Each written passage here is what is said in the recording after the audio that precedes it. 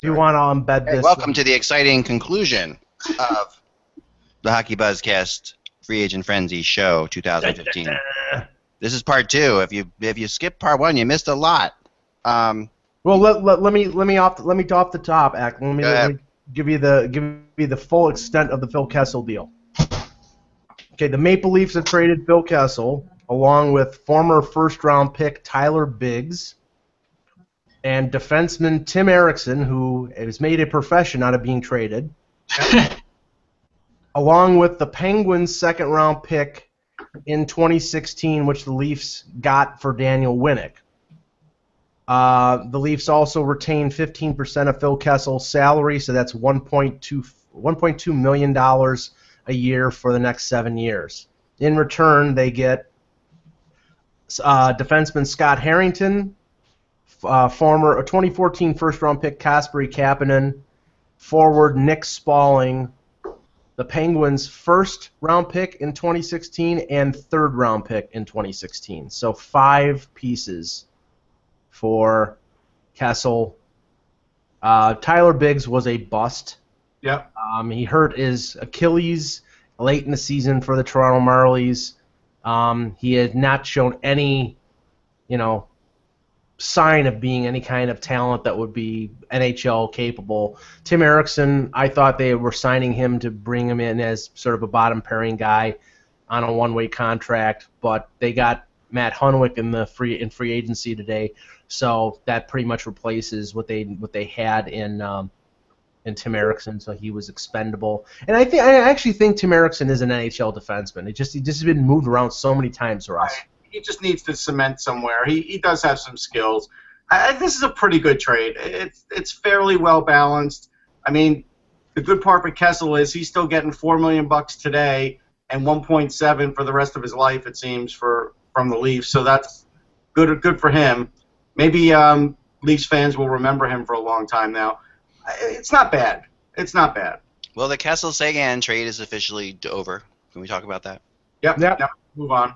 All we don't members have to talk about it anymore. All members included. I mean, in Never. that trade. Never again, please. This is the last time I'm going to. I wish there was a place I could hang banners over here, like retired numbers, like retired trades. I never want to speak of Phil Kessel again. Like I don't ever want to speak of Phil Kessel again. I want him to stay in Pittsburgh for the rest of his career. But yeah, I mean, he's a flyer killer, I mean, he has done really well against the Flyers, and that's one of the things I think about with the Penguins here. Whenever the Penguins get somebody like this is definitely a move the Flyers have to counter, and they usually will. So last year, if you remember, when Toronto was possible that he could score 45 goals and be a -10? Yeah, yeah. Last year when Toronto was playing terribly, the Flyers went in there and Kessel had a 2-goal game and beat them. And really looked amazing. So yeah, that's I really want to find out how and if they were in on this. I have not gotten any response yet to that, but I think time will tell. Well, we're going to learn a lot about this Kessel trade as time goes on as to who else was involved. Yeah, no, I feel a documentary coming. Oh God. That could be the most boring documentary ever. Oh, by far. And if we do hear a lot about it, it doesn't mean we have to even talk about it. I'm just saying it's going to be heard about. And of course, why not? Now we're going to have someone's like, well, now you have to start talking about FNUF all the time. We don't have to do anything. Yes, we do. We don't. We really don't have to. Dion FNUF Buzzcast all day, all the time. Right. I mean, we probably will end up talking about I mean, I think that this is once you do this now. I mean, FNUF is the only piece you really have to move, and Bozak, of course, is there too, and there is interest in Arizona for Bozak. I keep hearing so. Perhaps that's the next one. Penguins signed Cale Mulwright to a 2-way deal. Wow. I'm just saying, he played 6 games for the Islanders last year. And I keep hearing Justin Williams in the Flyers. But I've also heard Justin Williams in the Bruins, Ty. So. Yeah, I mean, it'd be a return to Philly if he went back there. I mean, whoever gets Justin Williams, they're not getting an overwhelmingly impressive regular season, but you can bank on the postseason.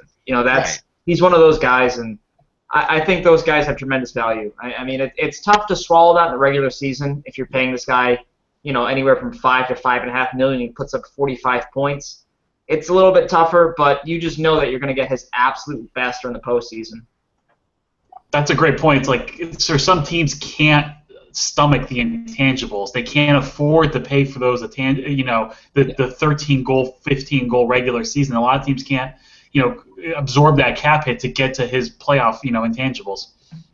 Yeah, I mean that's a big thing. I mean, I've talked to a few players and they've flat out told me that the regular season is a grind and it gets kind of boring around February and March, especially if you're a team that's comfortably in a playoff position.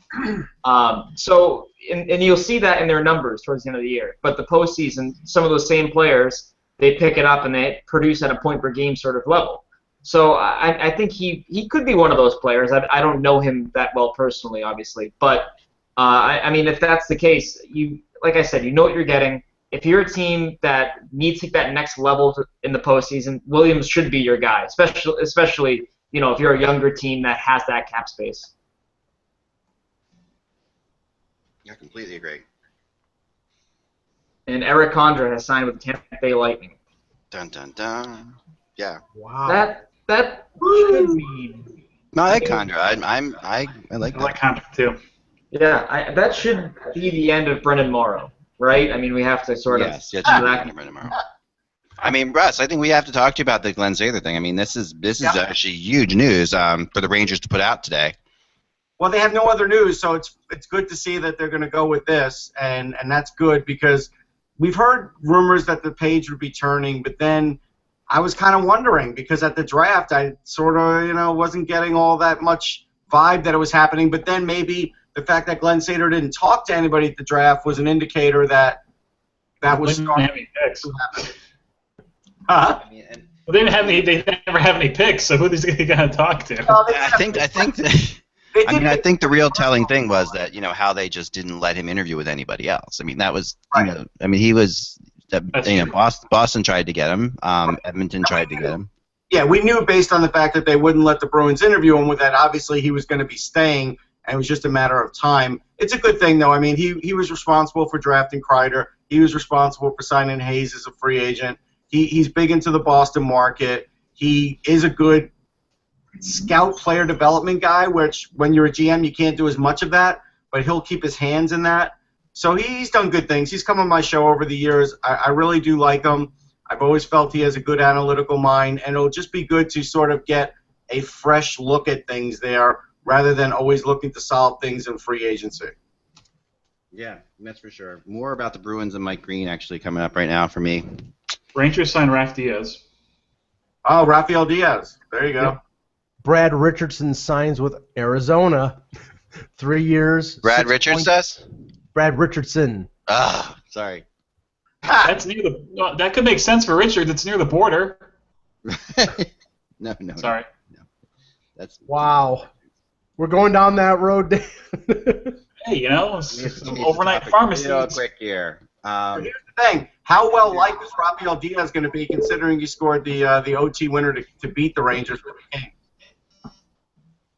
That's just crazy. I mean, so there's a 4:00 press conference for Glenn Sather. I'm hearing. Is that true? Yeah, I believe that's true. I got an email. So what you're saying is that they're gonna blame the Rangers' inactivity on Jeff Gordon. In 2 years from now, 2 years from now, Sather will still get nominated for GM of the Year. Glenn Sather has had this job for such a long time, and it's so funny because I remember when I first started, like the first lockout when we missed the entire year. When I first started, I went out to dinner with a really prominent New York media person who, at that time, said that Sather was done like a couple years before that, in his opinion. Right. I mean, this has gone on for 15 years since then. So since he first, I mean, the Talbot trade. I don't think he handled that very well, and although we don't know what he's doing and what Gordon's doing, we actually don't know that along the lines here. Gordon might have been handling some trades for a while. I mean, when the Flyers first handling some of those transactions, some of them seemed like it was him. The one thing about Diaz, he did play for the Rangers for a short time, so I guess there's familiarity there. But Gordon did seem like some of those other college signings and things were probably of his doing. And that was a way to sort of circumvent the fact that they didn't have a lot of cap money. So that's something I think he's spearheaded over the years, and that's what they're going to have to do. I mean, that's the way they're going to survive. I mean, it's good that they got a guy like Diaz that'll help them, but it's not a, All right, Cody Hodgson, I'm hearing is signed with the Predators. Okay. All right. Well, okay. I mean, he'll get an opportunity there. That's similar to what he would have done in Toronto as a you'll get an opportunity to get ice time. He could be, with their centers. Is he going to be a top 6 guy? You're going to have. Could be. So the Rangers just Kassian traded. The Rangers just signed Matt Lindblad too. So you see, Gorton's already picking at the Providence Bruins. That's what he does. Yep, Lindblad was an early candidate, in my opinion, to be the 4th-line center for the Bruins next year. He's a smart hockey player. He plays a strong two-way game. Nothing overly impressive at the NHL level, but it's been a very small sample size, of course. Yep. But that's a steady depth presence for the New York Rangers to add. And also, apparently, Zach Kassian has been dealt to Montreal. So, boy. That should be fun when you have Ronaldo and Kassian getting kicked out of every Bruins Canadiens game before it even starts. Yeah, Zach Kassian will be very popular in Buffalo when he comes back. Because he was the poster boy of failed first-round pick. Assassination. Nah, don't call him failed yet. It's a little early. No, I'm not saying he's a failed first-round pick. I'm saying the perception in Buffalo was that he was a fail. I think he's okay. It just, they were building him up as the next Milan Lucic. I know. Yeah, that's true. Here. Oh, never mind. Wait. That's good reporting, Mike. Sorry. Great reporting. Coyotes signed Brad Richards. We got that. The Buffalo Sabres have signed O'Reilly. This is per Bob McKenzie. Oh boy, here comes. Two-year deal at $700,000 One-way deal. That's Cal O'Reilly, right. Ryan's older brother. Right. Yeah. Wow. That's why I said wait, because I thought it was Ryan O'Reilly, and then the $700,000 was a mistake. But they just signed his older brother to, keep him company, I guess. Someone could pay me $700,000 to keep someone company. It's pretty good. Hey, Jordy Ben's been doing it for his brother in Dallas. Yeah, no, that's for sure. I heard something funny today. That someone's dream was that Richard, St. Louis, and LeCavier would be reunited somewhere. In Arizona. The land all 3 of them are available right now. All 3 of them could. They'll be reunited when Tampa plays in an outdoor game and they play in an alumni game. Right. That's true. That'll be a fun time for them. Still happening fast and furious. This has been one of the more crazy first 2 hours of a UFA day we've had in a long time. Yes. The last couple UFA days we've had a flurry of signings in the beginning and then had this big, lull for a while. And then things start picking up. But this has been, beyond the fact we've had some trades, we've had some great signings too. I think this UFA day was, people were saying this was going to be boring. This is not boring. No, it's not boring. It's been active. This has really been one of the more interesting ones. It's a weak market, but it's a busy day. Yeah, I think that's a fair way to put it. It's a bullish day for a weak market. There you go. Yeah. Right. Sounds like Emlyn for Kassian. Really? Emlyn for Kassian. Well, they've been wanting to get rid of Emlyn for a long time. Right. Emlyn's still got a little tread on the tire. He's all right. So now the Vancouver-LA rivalry has Emlyn and Lucic. This is going to be good. This I'm a fan of. I can see that. Now we need is Max Pacioretty to be traded to Vancouver, and that would fill it out correctly. No, right? let's bring him to Brooklyn. Eric Juhasik has tweeted Gallagher out that he can't think of Michael Frolik without humming a few bars of the Frolik Navidad from the Blackhawks Christmas video. God. There you go. But bump. You got Taylor Chorney to Washington. We got that one too. Is he still in the league? Okay. Didn't know that actually. Yeah, 1 year, 700,000. That's nice. Is he still in the league? I'm sorry. Dan wasn't aware. I was not. I had no idea he was still in the league. Stop the presses. Ryan Carter re-signs with Minnesota, 1 year, $625,000. Oh yeah, he's a real fan favorite in the Northeast. All right, now I was just texted that Alexander Semin to Pittsburgh is close. There's no way. Like, how are they doing this now? Well, he's going to take 1 year. He'll probably take 1 year at like $1 million. 49ers cap money. Come on. Who's back checking on that team? Right. Nobody. I'll bet you anything. If it's Semin, it's 1 year, $1 million to Pittsburgh, just so he can play with Malkin, score 35 goals, and then hoodwink some unsuspecting team who should know better. $6 million deal. Right. Into a $6 million deal, exactly. Right. Here's Crosby right now. If they get Semin, he'll just be like this on the bench. Hey, listen, they'll win games 8-7. Yeah, they will. You're right, they will. But it's built for the regular season and not built for a playoff run. I think the fact that we haven't heard Justin Williams' name shows that his value's gone down. Mm-hmm. Absolutely. I think he's a B. He's a B decision for people. He's on sort of along those lines. Like I think Philadelphia's a perfect fit for him. I mean, obviously Hextall knows him. He still has his place down in Ventnor. I see him down there. So it's like, yeah, I mean, he's still. He'll be in Ventnor, yeah. He goes down the shore. This is his wife's from around here, I think. Yeah. Yeah, but he fits more with a team that, I mean, I think the Flyers are going to be better this year than they were last year, but I don't think they're a contender for the Stanley Cup, and he would fit with a team that is that one veteran winger away from being a contender. But he's won cups, so maybe he's ready to hang out in AC and just be on a team that he likes. Just be the veteran presence and help young guys along. Yeah, possibly. Yep.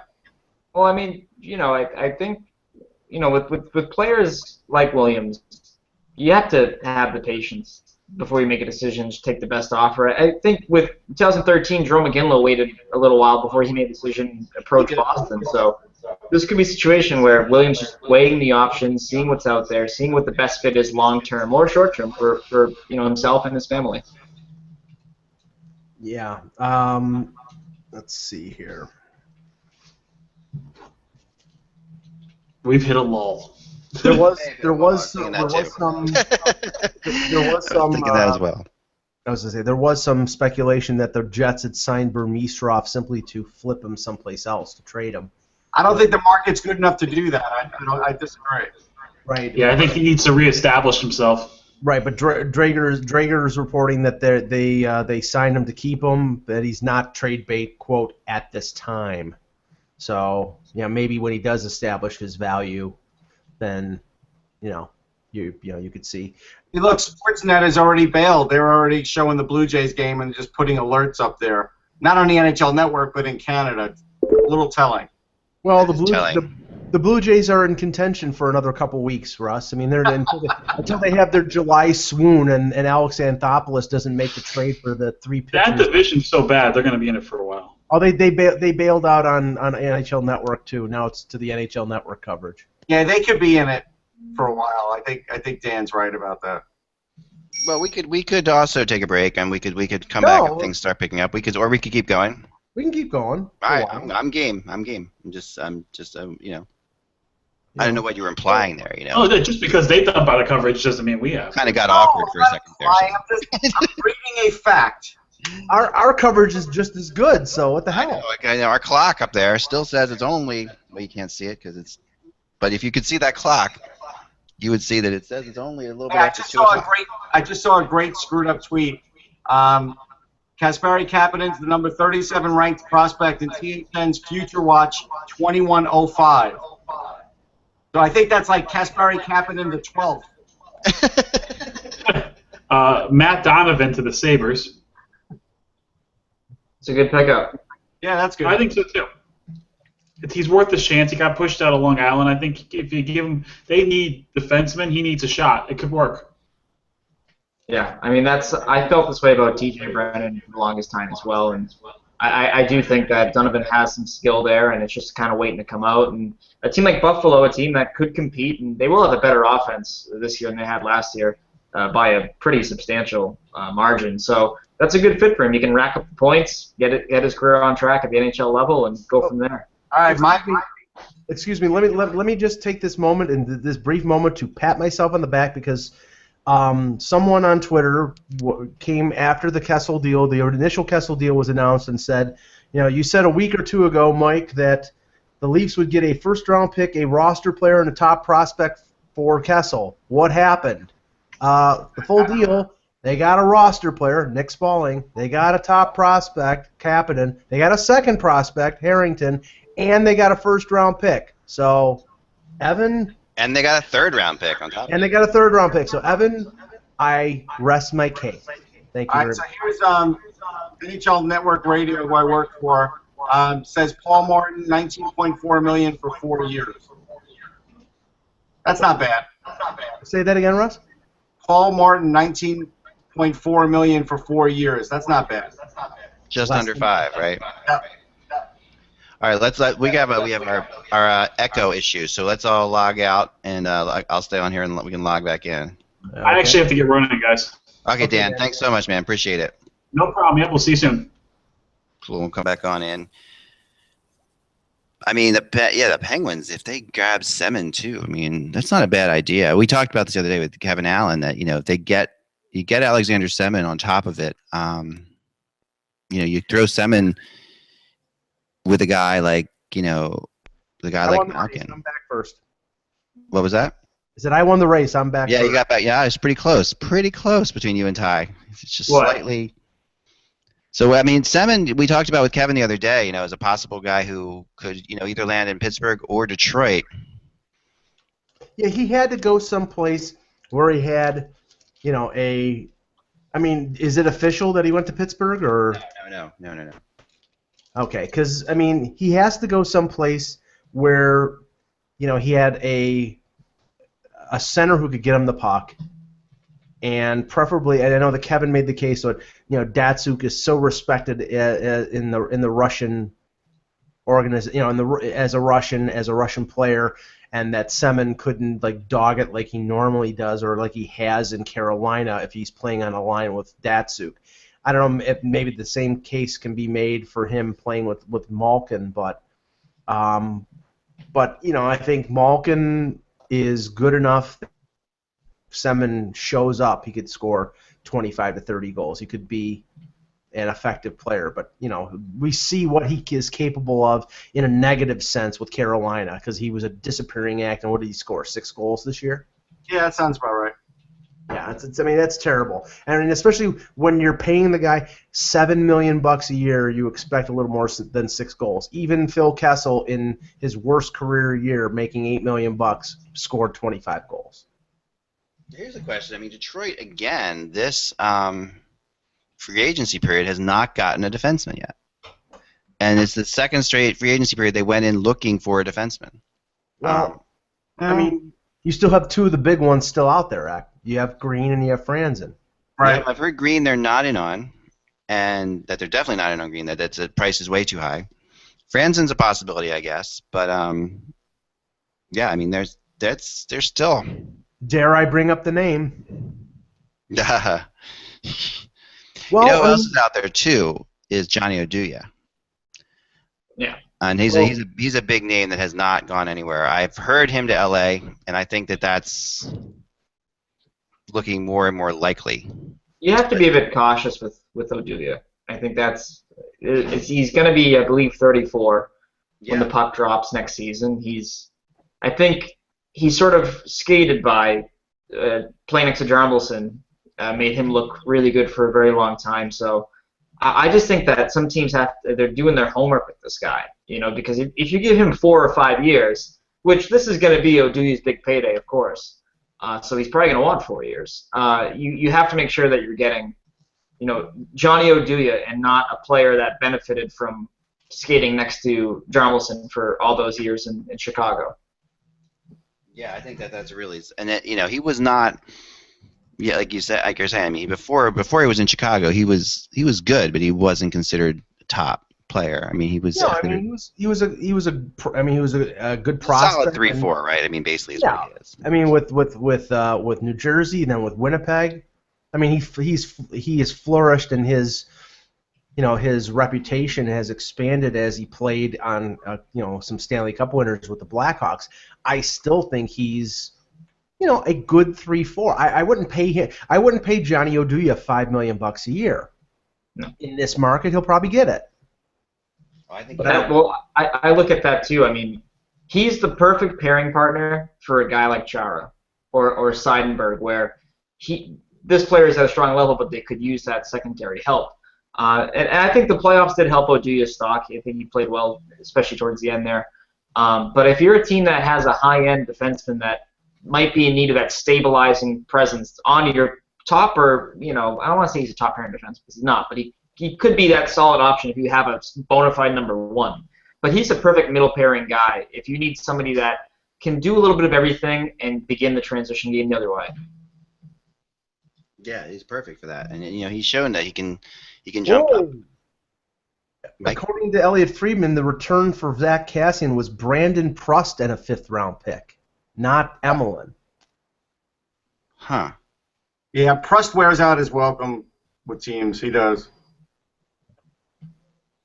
I'm surprised at that because, well, I mean, you would know better than I, Russ. I mean, he seemed to be a guy who was, even though he is not he's a bottom 6 guy. He seemed to be not a leader, but somebody who's an energy guy. He had been that guy, and he had been a guy who could play solid defense. But in the last couple of years, he's just been like a guy who takes cheap shots at goalies. Like, it just seems like that's his game now. So I'm not sure. Maybe when he changes, he'll change his game back to 3-4 years ago when he was better. I do have breaking news that it's 96 degrees at Wimbledon, and they're freaking out. Everybody with white alabaster skin has run for cover, even the ball boy. Well, if Maria Sharapova wants to run in my direction, no, I'm just kidding. They're going to cut to George Costanza eating a hot fudge sundae on the side there.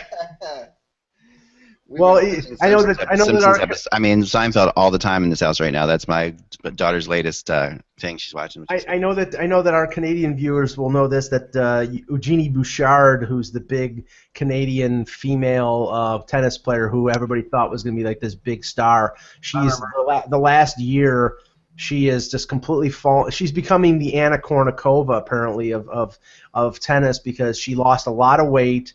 She started modeling, and her career has gone in the crapper ever since. But she's won at least. Kournikova never even won. No, she didn't. Yeah, she didn't, and right, she did win once, or did win something, but right. No, now she seems to be falling on hard times. But I swear, hard times at the age of 25, 22, I think. 22. Something like that. Yeah. I was told by another source that Marty St. Louis has at least 3 offers on the table at this point. Doesn't shock me. And I wanted to ask about this because we know that Marty sort of forced his trade to New York because of his family. Right. They live in Connecticut. Realistically speaking, where does he want to go? The Islanders, the Devils, maybe the Bruins? If his family is that important to him. I think you're right. Like, it has to be one of those. You have to think it's that area because he's not going to go to the Western Conference if family was the biggest reason why he was a blue shirt for 2 years. Right. So his options, they seem pretty thin. Well, unless none of those teams want him, and then he's just going to be forced to go wherever he could play, and he's just going to have to sell that to his family. That could happen too. Yeah. Yeah. Is there any chance the Rangers bring him back for little money? 0 chance. Less than 0. Negative numbers on that. Hey, I hear a condo in Scottsdale would be nice there, Russ. I mean, or at least for 1 more year. If the Penguins didn't get Kessel, I would say that St. Louis could be a fit there, and he still might be. But he can't skate though. Like regular season, he can get you by, but in the playoffs, he just can't skate anymore. Can't skate. Then he's a perfect fit for the Bruins. I'm just kidding. Nah, I don't know. Actually, to be honest though, that is the big question. Nobody knows what the Bruins are anymore. Even the Bruins. Yeah, no.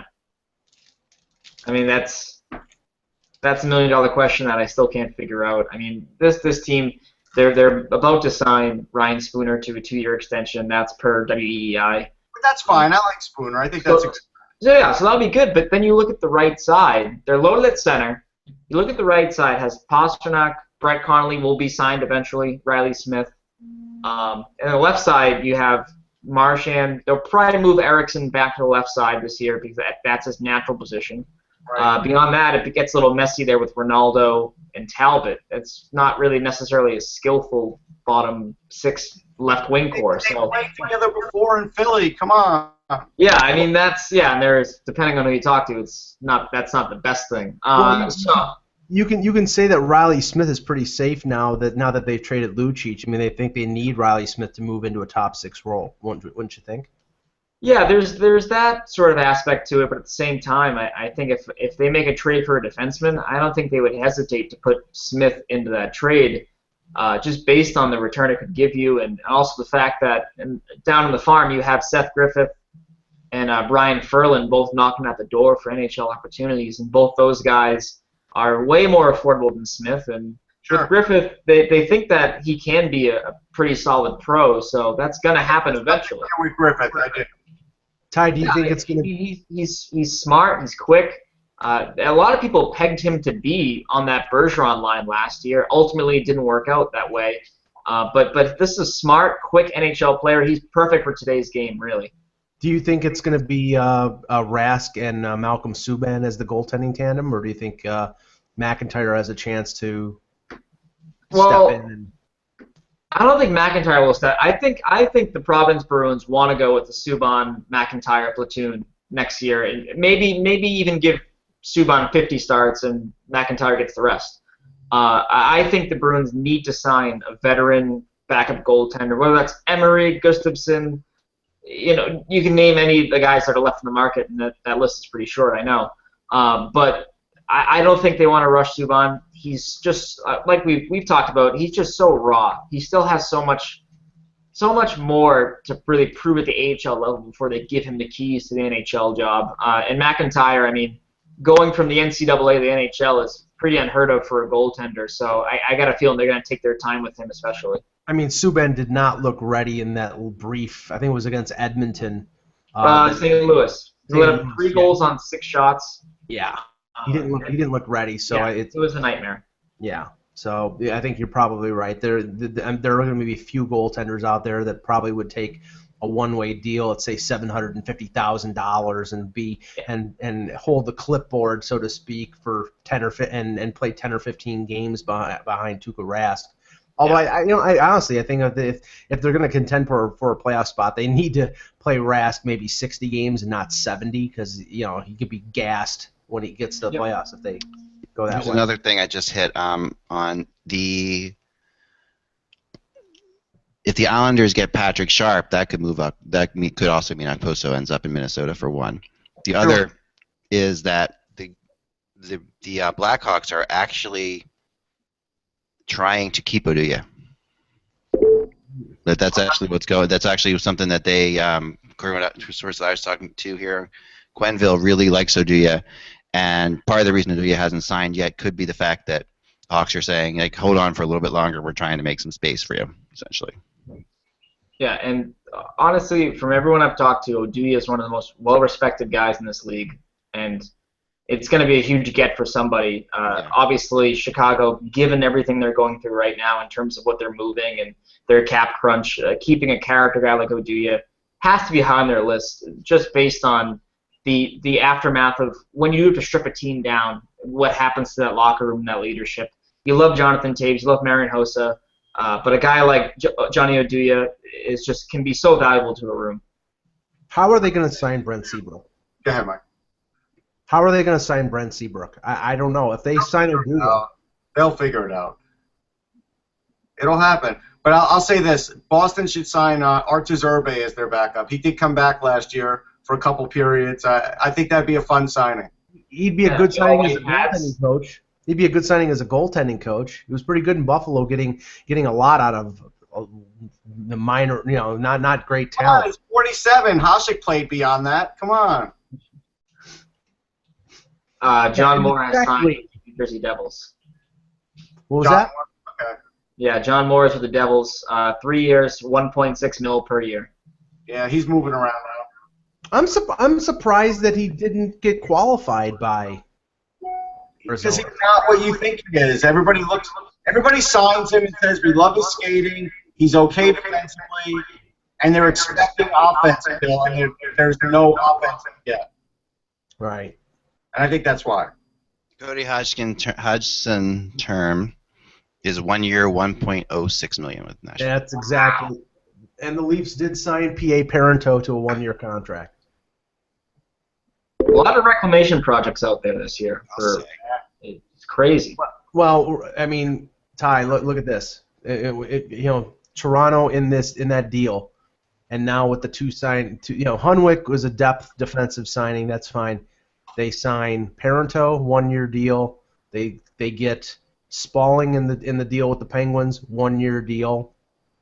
These are guys that they probably flip at the deadline. If Parento does anything, I'm pretty sure he's a right winger.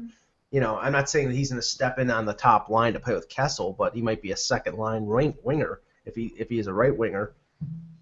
That makes all the sense. I mean, and then they're just buying time for some of the young kids that they have in their organization. They are not going to play kids like Connor Brown and William Nylander and Brendan Leipzig, all these prospects that they have. They are not playing them in the NHL.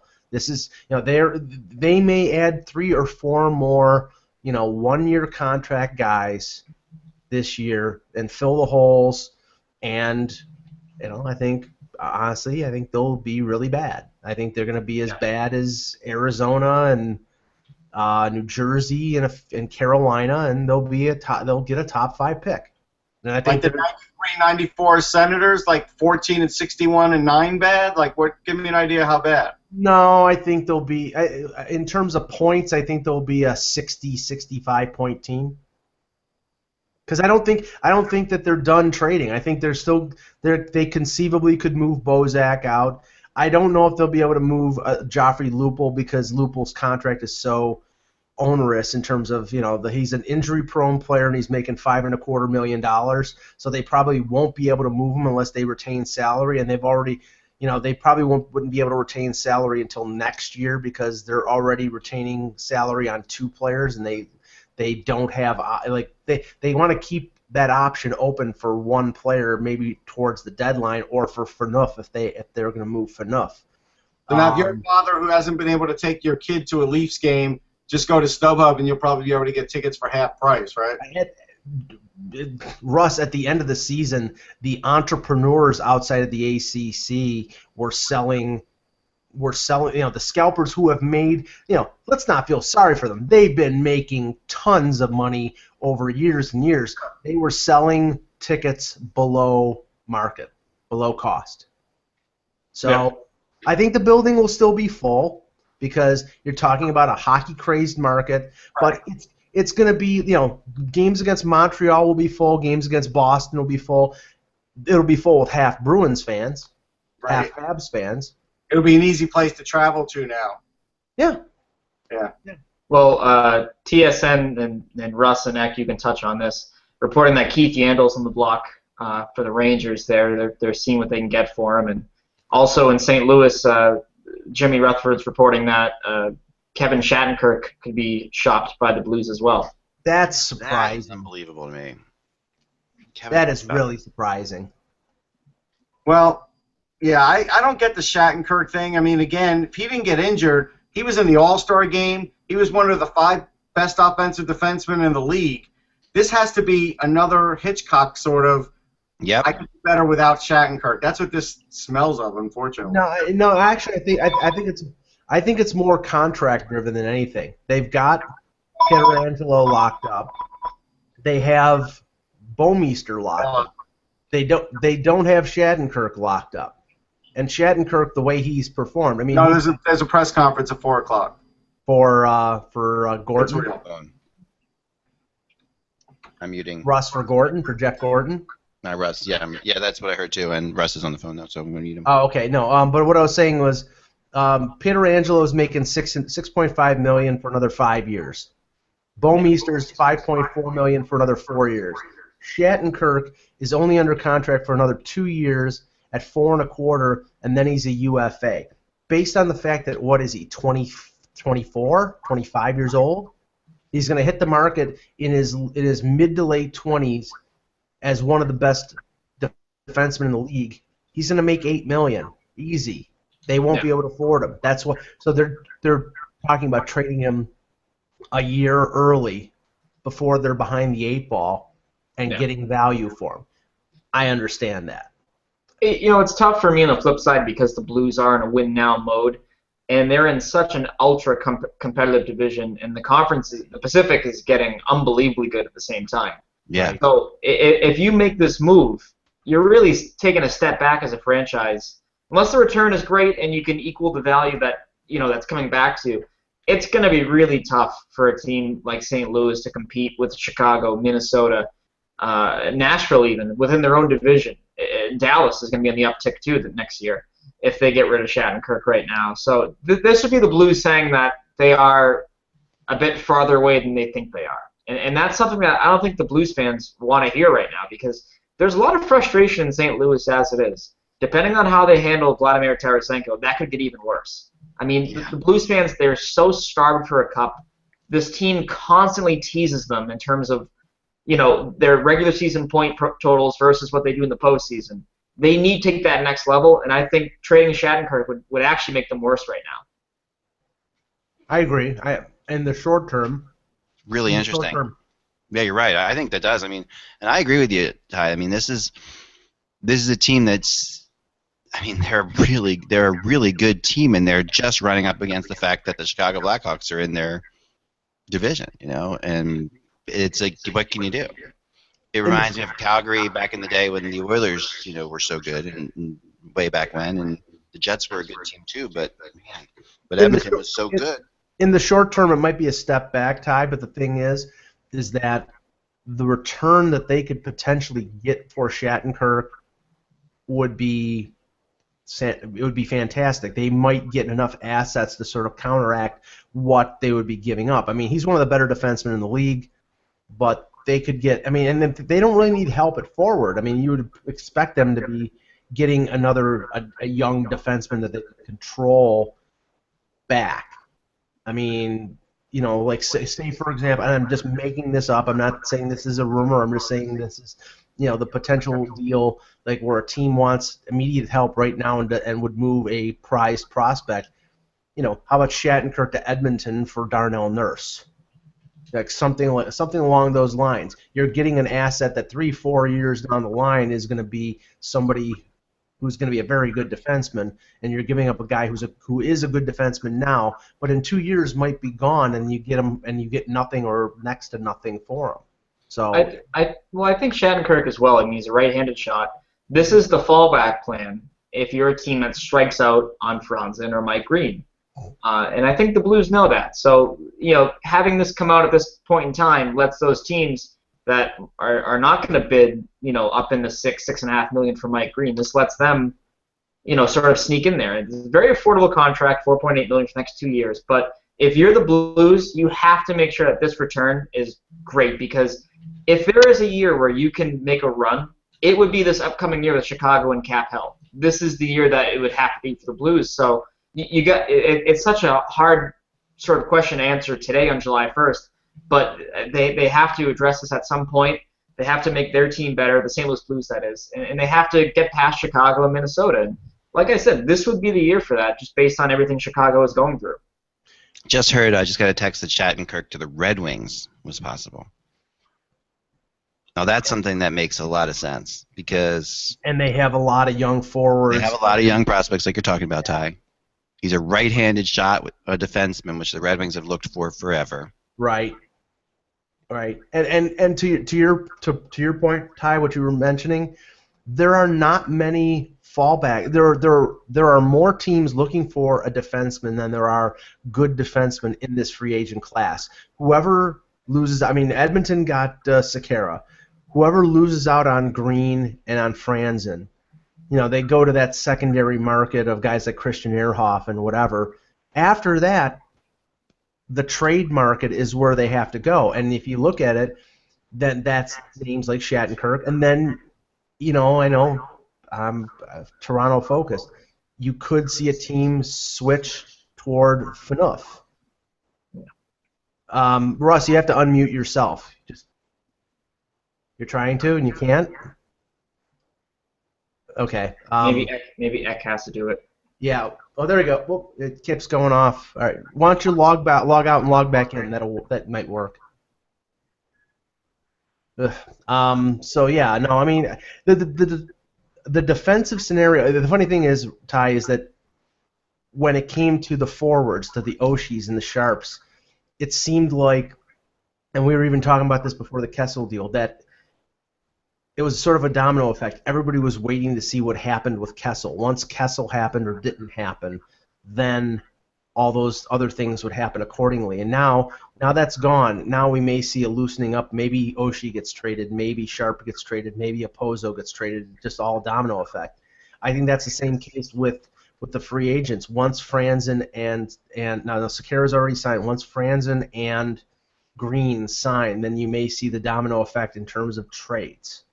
I don't know whether Toronto, they've been making the case that, maybe we'll hold on to Phaneuf, but they were making that case about Kessel, and then they ended up getting traded. Can we hear you now, Russ? Yeah, hopefully. There you go. All right. Yeah. What I was going to say to you is, I think rather than that secondary market, then teams will look to try and trade for Keith Yandel and see if there's a fit. But it's weird that the Rangers are trying to trade Yandel when his contract is so cost-effective. Well, that means you can get a better player, and they need players. Yeah, and or do they try to recoup the first-round pick that they gave up to get him from their now team? They're a now team. Right now they have to act like a now team on the ice. Gordon will do what he can to sort of build up picks and stuff down the road, but I think they're going to look to sort of get a top six forward that's not too expensive to replace St. Louis. I think ultimately that's because Emerson Edom can't replace Marty St. Louis, and JT Miller, from all looks of it, won't replace Marty St. Louis regular season production. So I think they'll look for somebody like that, and I think that's where another team could be a match. I mean, it's so tough to read because it just seems like the Rangers always have one big move. And you look at what they have right now, and it's tough to see them maneuvering it. But this team, they take chances. They will make risks in the short term, regardless of the long-term effects. And I don't think that's going to change with Gorton being in charge and say they're still there, say they're still going to want to win. And they are close. I think that every year in, year out, they're still close, even with these young guys that come up. Drifting further, though, they are. Yeah. So this is, again, like I talked about with St. Louis. I mean, this is the Rangers' time, really. I mean, they have to win now. They have to get that replacement for St. Louis. So you're absolutely right. It's a matter of where does it come from. Yeah. Well, let's just talk a little bit about. I mean, we know that in the Central Division, that we're waiting for Chicago to make the next move. We saw the Saad deal. We're expecting them to potentially trade Brian Bickle, potentially trade Patrick Sharp. They've added Anisimov and Dano in the Saad deal. I mean, it's an incomplete picture because we know that they'll be adding and subtracting probably over the next couple weeks. What's Sharp's salary again? 5.9. Yeah, that's kind of high. Yeah, I mean, I think there's a better chance of them keeping him now simply because they know he can still play a top six role for them. But the cap crunch. I mean, if they are legitimately trying to re-sign Oduya, I don't know how they do that unless they trade probably both Sharp and Bickle. The question is, I mean, Russ, I don't think they can be a contender next year if they're making all these changes. I think they're going to take a step back. They have McNeil, they have Hartman, there's guys they can bring up. They still have the core that they like. Corey Crawford's still there. They could still be a contender. I'm not going out on that limb. Ty, I wanted to ask because we had talked about it yesterday. Seems to be a little bit of a hesitancy about Don Sweeney referring to what he's doing as a rebuild. Yeah. That he sort of scoffed at the idea, like, oh my God, don't say. This is a rebuild. I mean, why can't he admit it? I mean, is the fan reaction that much that they can't admit that they have to take a step back to take 2 steps forward? So here's the thing: the Boston Bruins upped their ticket prices in a big way this past season. The prices are going up again. Season ticket holders, some of whom have been with the team for about 10 years now, are getting gouged when it comes to what they're paying for their tickets. Some people are now paying double what they paid 3 years ago for their seats. Same seats, same experience, whatever you want to call it. So Don Sweeney cannot come out and say that this team is rebuilding. He can say that they are retooling, again, which he does not want to say. He says the core is still in place. They're keeping Ryan Spooner. They consider Ryan Spooner part of that core moving forward, and they want to add from that. But it's very hard to sell this fan base right now in anything, especially when you trade a guy like Milan Lucic, who was the face of the franchise for a lot of fans. A lot of the common fans, really, they compared him to Cam Neely. Whether that's accurate or not is, obviously up to you. But that was a huge thing. So you trade away a face of the franchise like Lucic. You trade away a cornerstone piece like Dougie Hamilton. People have their questions. People are starting to call them out and say, all right, what is the plan here? Don Sweeney cannot come out and say, we're rebuilding, because that will set Boston back 10 years. Because the fans, when it comes to Bruins and rebuilds, the fans lose their minds. They simply cannot stand for it. They feel as if they dealt with the rebuild all through the 90s and most of the 2000s. So saying the word rebuild in Boston is like dropping a bomb. It's insane. People will not get behind it, especially with the prices being paid. It's unacceptable. It's unacceptable wording, really. The best way I can describe it. So there's no way he can say it. They're going to spin this into they're really trying to win both now and tomorrow, which I look at their moves and I can see what they mean by saying that. But clearly, I think these moves have an eye towards more of the future than they do right now. But yeah, the R word cannot be used when it comes to the Boston Bruins. The negative connotations that it has are just out of this world. Yeah, and that's the funny thing, Russ, is that like certain cities, one that I'm pretty familiar with, are embracing the word rebuild. I mean, when you get to the point where you just can't stand it anymore, then you do that. But Sabre seats don't cost as much as Bruin seats, so I get the financial part of that, and it could be wicked bad for them. I get that. Sorry. Nobody wants to pay, and that's what I was getting at with the Leafs thing. I mean, yeah, the Leafs can afford it, and they can say, screw you fans because we have so many of you, but you do sort of feel the pinch as a fan. Like if you're trying to explain to your wife and family why you're continuing to get these tickets and they suck, it's a hard thing to sell. Yeah, but the Leafs did a smart thing is, compared to what Ty was saying, they didn't increase their ticket prices this year. They knew that they were going in this direction. So they didn't decide. They decided no, we're not going to raise ticket prices. They raised Raptors ticket prices instead. Yeah.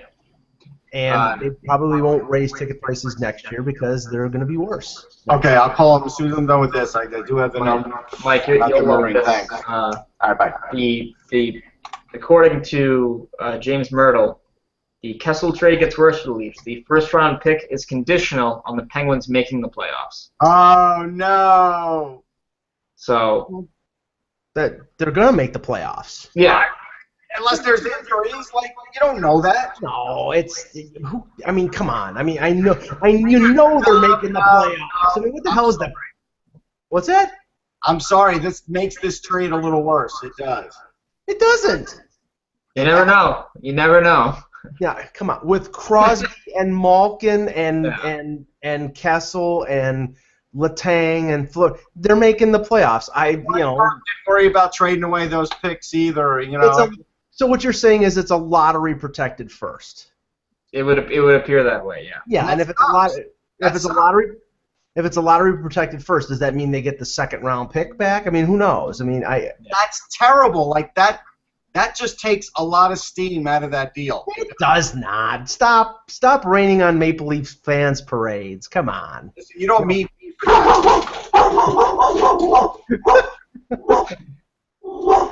Be right back.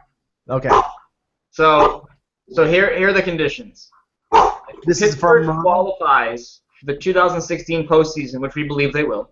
Toronto will receive the Penguins' 2016 first-round pick, and the Penguins will receive Toronto's 2016 second-round selection. So the second-round pick would be the one Toronto originally acquired from Pittsburgh for Daniel Winnick last year. Oh, it's a lottery protected. Okay, yeah, I'm reading now. Continue. Go ahead. So should Pittsburgh miss the 2016 playoffs, Toronto will instead receive the Penguins' 2017 first-round pick, with Pittsburgh getting Toronto's 2017 second-round pick in return. So, yeah, I mean, nothing really changes in the grand scheme of things, it seems. But that is just another little detail in the Phil Kessel trades. You're going to be a busy man tonight when it comes to writing this story. And the third one is that the Penguins miss the postseason the next 2 years. They will line up Jim Rutherford against a wall and shoot him. No, Toronto would receive Pittsburgh's 2017 second-round pick, and Pittsburgh would not receive a draft pick in return. So, yeah, this is okay. I'm sorry. With Crosby, with Malkin, with all these guys, that team is making the playoffs. So it is not. This is, to me, this is not a factor. I mean, yeah. Do you want the the minute hope that Pittsburgh, that something happens and Pittsburgh finishes like 6th overall? Yeah, sure, but I didn't think that was something to really like. I mean, I can just imagine how many Leaf fans will be praying for Sidney Crosby to get a concussion. It's not. When the Red Sox were up 3-0, they were a lock to win against the Yankees too, or the Yankees against the Red Sox. Sorry. Yeah, you got that the wrong way around there, Ross. Please, did you do that on purpose? No, that one I didn't, but I'm glad it works in that favor actually. Yeah, I'm sure you are. Thank you. If you're an NHL GM, why on earth wouldn't you protect a first-round pick when it comes the San Jose Sharks? They traded the first-round pick to the Bruins for Martin Jones.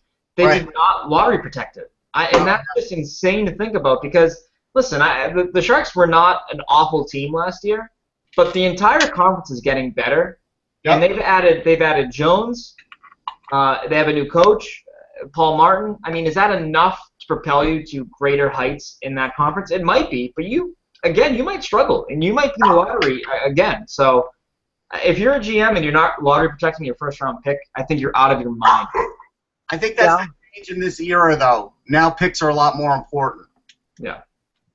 Yeah, well, yeah, and we saw in the deal between LA and Carolina for Andre Sekera that pick was lottery protected. I mean, the funny thing is, and I have heard the criticism before, and this will be the final time that I ever mention the Phil Kessel deal.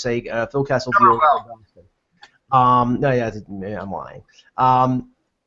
It would have been very easy for Brian Burke to have protected that first-round pick. At least one of the, to say, okay, well, if we finish in the bottom 5, we'll move the first-round picks till the year after and the year after that. I don't know if he could do that because I don't know if there's a limitation on how far in the future you can trade a first-round pick. No, but when you're convinced that won't happen, you make the deal anyhow. Right, and the thing was, Burke was so convinced that he had a good enough defense to prevent his team from finishing so down in the dumps that pick would be anything more than a mid-first-round pick. And the additions he made to defense were Mike Komisarek and Francois Beauchemin. So yeah, and they finished 29th, and hence all the angst over the last 6-7 years about Phil Kessel and about Tyler Seguin and Dougie Campbell. Look, I've got a treat. I might as well just open this up now since it just came in. Why not? What is it? I'm sorry, I couldn't. Upper Deck SP Authentic Hockey. Oh, okay. Okay. We'll keep it hockey related. Boy. But, P.A. Parenteau, 1-year deal with the Leafs, $1.5 million. So there you go. A very movable deal on the part of the Leafs with Parento if Parento actually, has a good year. Oh, Eck, you're back? Yes, I'm back. Sorry, got some stuff here as I was away. The Red Wings and Kings are possible for Shattenkirk? Keith Yandel. Oh, okay. Okay. I told that Gordon wants to make big changes right away. Russ, I was told that he wants to actually put his footprint on this immediately, which is kind of surprising. And I think that this gives them the opportunity to trade Yandel and without the embarrassment of trading Yandel. Like they just traded for Yandel with a different GM, right? So this gives them a chance to that. Shattenkirk, Detroit's definitely interested in Shattenkirk, but the price is really high right now for him, but it could come down. It's not out of the question. And I also am starting to believe that Edmonton's in on Shattenkirk, which is, I think, surprising because they've made all these moves already. Yeah, but why not? But yeah, I mean, it's he's a right-handed shot. Better than anything they've got. Oh yeah, even now. I mean, better than Sekera, So. And if they get Shattenkirk along with signing Sekera, adding Greiba, adding Griffin Reinhart. The test too. Well, I'm talking about just their defense. I mean, right. No, I mean, yeah, exactly. They have a lot going on. Yeah, I think Schultz would be gone then, right? Yeah, probably. So I'm going to make one quick call, but I'll be right back, guys, and then I appreciate it. I mean, the question is, Russ, is it too much to expect that with those additions on defense, with, like I just said, Greiba, Reinhardt, the addition of Sekera, they had Nikitin, they have Ferentz already in place. If they make a Shattenkirk deal, he's probably their number one defenseman. Are they good? The 8th spot. Yes. I mean, I was to say, are they good enough to make a run at a playoff spot? Yeah, give them a chance at the 8th spot. That's it. Yeah. Yeah. There's just a lot of ifs. I'm still skeptical about the choice of Cam Talbot as a number one goalie. Well, you'll finally get to see. So I think Yeah, we'll find out. We'll find out really quick. I think he can handle it. I just don't know. Now, if he gets a guy like Shattenkirk, that's going to go a long way into giving him some confidence into an semblance of a defense that he had last year. If he's playing with confidence, he'll be good. That's the bottom line. And he doesn't get rattled, so we'll see. I mean, I think there's a chance he'll be good. I do. I think that their natural trajectory. For those fans out there, Alexander Wenberg, auto rookie. Not bad. Huh. See, you draft well, you get him right in the lineup. I think that there's a chance for Edmonton to compete. Talking about Cam Talbot here. No, I think there's a chance to compete there for Edmonton. I just think, for me personally, as a hockey fan, I cannot wait for the Battle of Alberta this year. That is going to be absolutely insane. Yeah. Much better. Yes. Yeah. And I mean, Calgary, I still think Calgary needs to improve up front. I think Frolik helps. I think that, the gaining of experience of Monahan helps. Goudreau coming off a very good rookie season. Bennett will be healthy. They'll improve just by these players getting experience, but I think, and like I said, I think Frolik is a good add. I still think they need something up front to sort of step up and be. I mean, I don't think they're in the realm of competing with an Anaheim or an LA, but they could get there pretty quickly. But you're right. It's going to be a very interesting, very entertaining battle between those two. And the two cities hate each other, so that it's Boston. It's the Western version of Boston, Montreal. Yeah.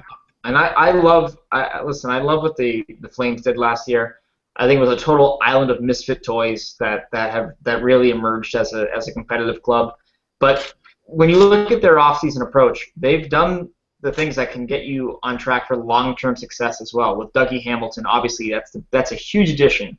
And when we talk about that defense now, it's Giordano, TJ Brody, Dougie Hamilton, and right now Dennis Wideman, who knows if he'll remain in the fold, past the end of the summer here.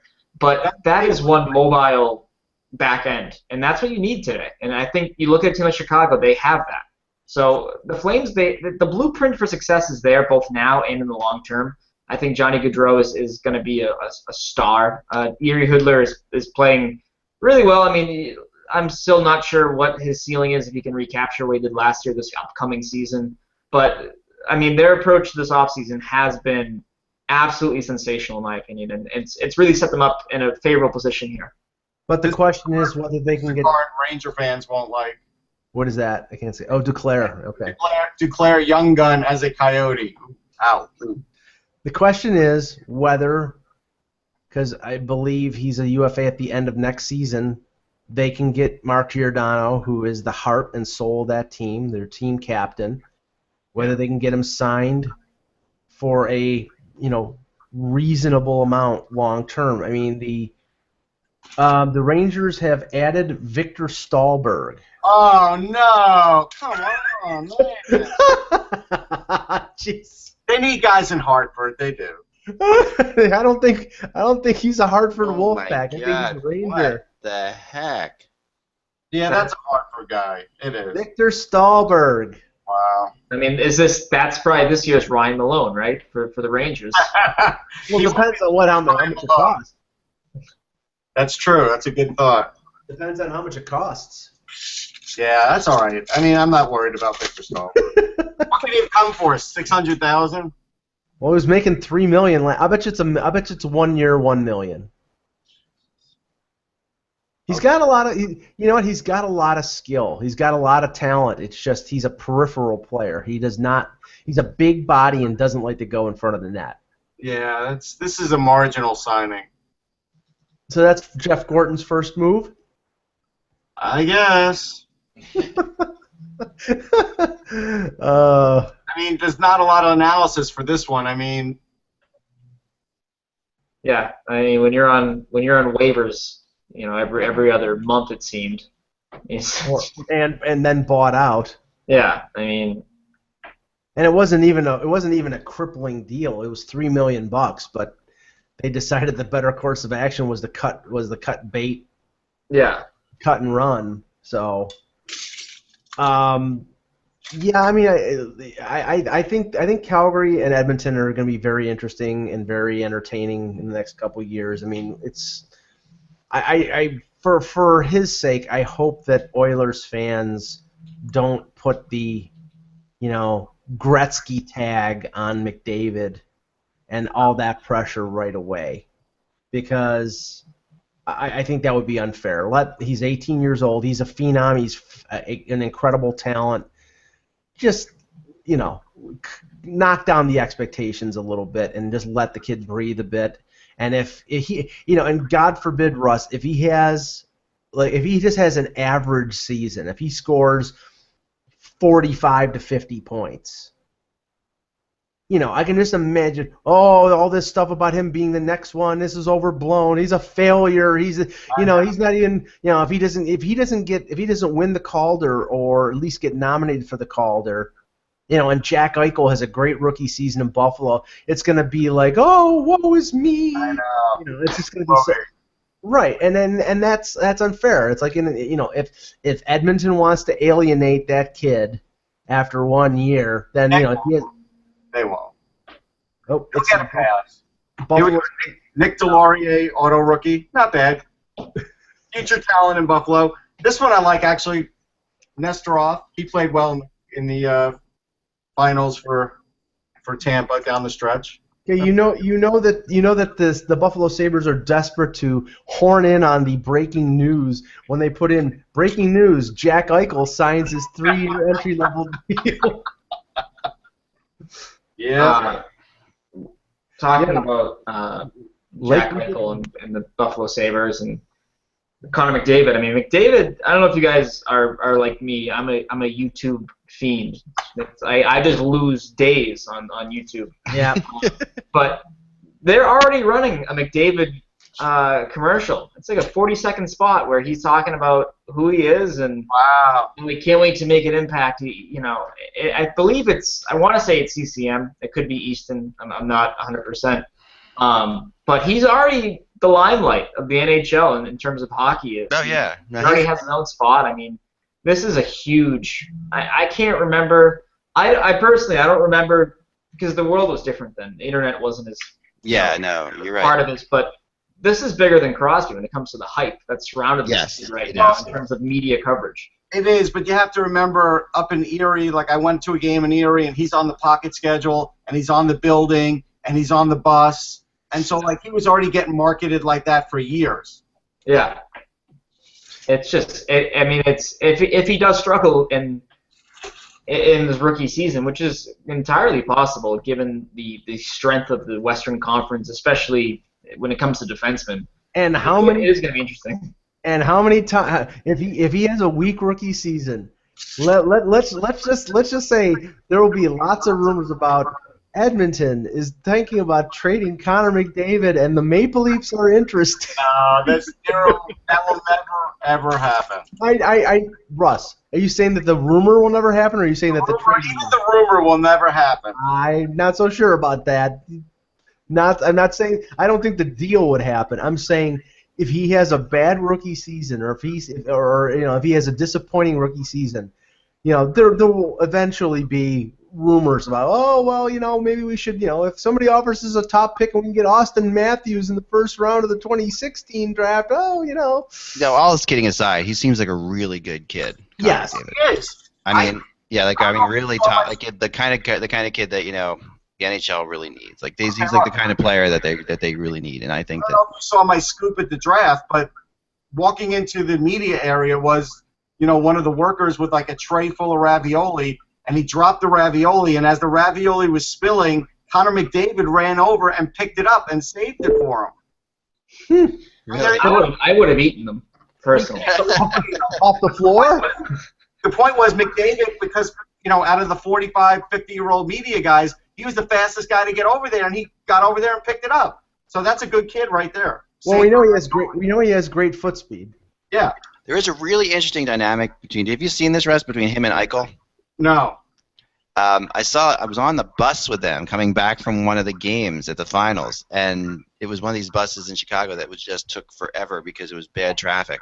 Yeah. And they were like 3 rows behind me, and and it was really funny just to hear Eichel was just busting on him in a really funny way, and McDavid is a quieter kid than Eichel. Eichel's much more like, and it was just that whole dynamic of there was I forget Jamie McLennan.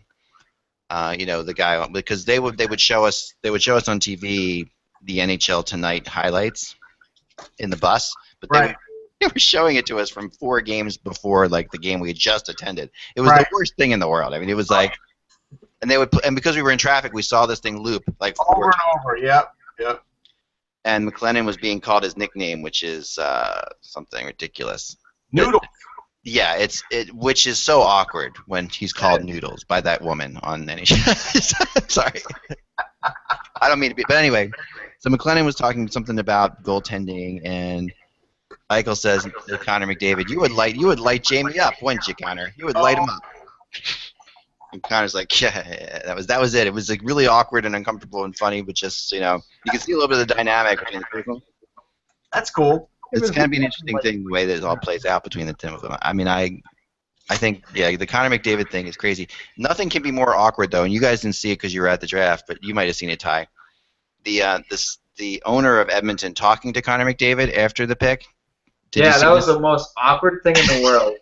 And I'm sitting in a room by myself with nobody around me, and I went, "No, kiss!" So that's where I'm at in my life. Exactly. I know. I tweeted out, "This is really romantic." It was like a season finale of The Bachelor. It was just really awkward. It was like, "Will you accept this #1 overall pick?" And I said, "I will. I will be there." And this dozen roses. It was just so uncomfortable, and the owner of the Oilers. I mean, he owns the Oilers, so I can't harp on him too bad. He looks like a cartoon character. He looks like a Simpsons character come to life. So that made it like 10 times funnier for me as well. So he's a rock star, that guy. He wants to hang out with all the old Oilers. That's he's unbelievable. But yeah, no, that was. I mean, if you were at the draft and live and you missed that, Yes. you are awesome because that was so uncomfortable. And thank you, Eck, for reminding me of that. And I'm not going to sleep tonight. It's the weirdest thing I've ever seen. We're going to have nightmares about that now, Ak. By the way, my big pull, Evgeny Kuznetsov, gold die cut. Not bad.